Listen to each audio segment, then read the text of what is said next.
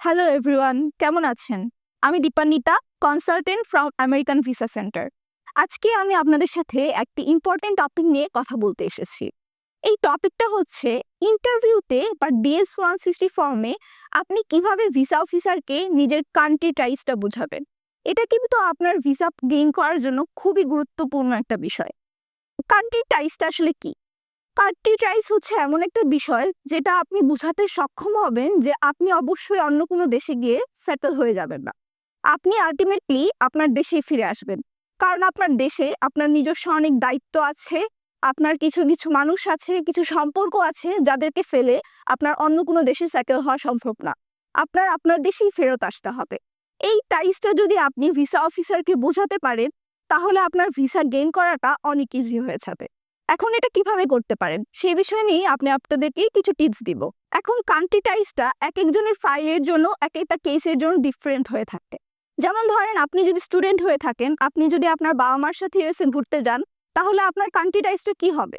যে আপনি দেশে এমন কোনো একটা শিক্ষা প্রতিষ্ঠানে পড়ছেন বা বিশ্ববিদ্যালয়ে পড়ছেন যেটা ফেলে আপনার দেশ থেকে গিয়ে অন্যখানে সেটেল হওয়া পসিবল না। তারপরে আপনি যদি একজন বিজনেসম্যান হন, তাহলে আপনার কান্ট্রি টাইজটা কি হবে? যে আপনার খুবই গুরুত্বপূর্ণ বিজনেস আছে, ২টা বিজনেস করেন বা ১টা বিজনেস করেন বা ৩টা বিজনেস করেন।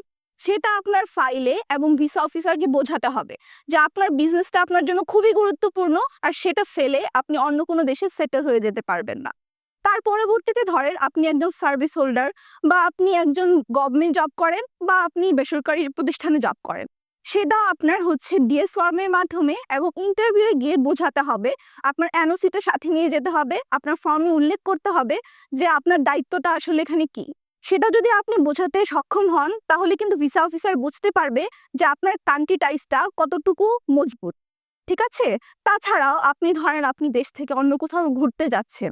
আপনি যদি একা গিয়ে থাকেন, তাহলে আপনার একটা বড়সড় কান্ট্রি টাইজ আছে। সেটা কি জানেন? আপনি পরিবারের মানুষকে দেশে ফেলে যাচ্ছেন। সেটা যখন আপনি গিয়ে ইন্টারভিউতে গিয়ে সুন্দর করে প্রেজেন্ট করতে পারবেন, সেটা কিন্তু ভিসা অফিসারের কাছে খুবই গুরুত্বপূর্ণ একটা কান্ট্রি টাইজ। তো আমি আপনাদেরকে আজকে কিছু ইনফরমেশন দিলাম, কিছু টিপস দিলাম যে কিভাবে আপনি কান্ট্রি টাইজটা ভিসা অফিসারকে বুঝাতে পারেন।